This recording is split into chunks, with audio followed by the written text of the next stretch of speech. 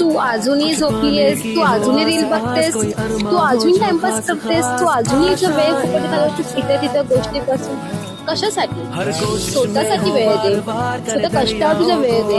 तर टायमिंग खूप महत्वाचं आहे त्याचं. तू आता नाही कष्ट केलेस तर कधीच कष्ट करू शकत नाही असे खूप जण आपल्याला बोलतात ना. आपल्याला जे करायचंय ते आपण करणार. आणि मला असं वाटतं की जे मी सांगते ते सगळ्यांपर्यंत पोहोचतो, कारण की लोक फक्त बोलायला येतात, पोचायला नाही. पण मला असं वाटतं की तुम्ही सुद्धा मेहनत करा आणि खूप चांगलं करून दाखवा अचिव्हमेंट.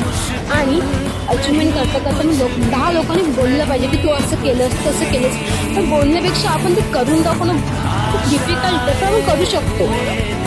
कारण की ना आपण चांगलं कर्म केले की सगळं चांगलंच होणार. कारण की वरच्या आहे ना, मग वरचा जो माणूस बसला ना ते सगळं काही बघतो, आपण काय करतो का नाही करत. तर मला असं वाटतंय ना की तुम्ही सुद्धा प्रयत्न करा, कष्ट करा, मेहनत करा.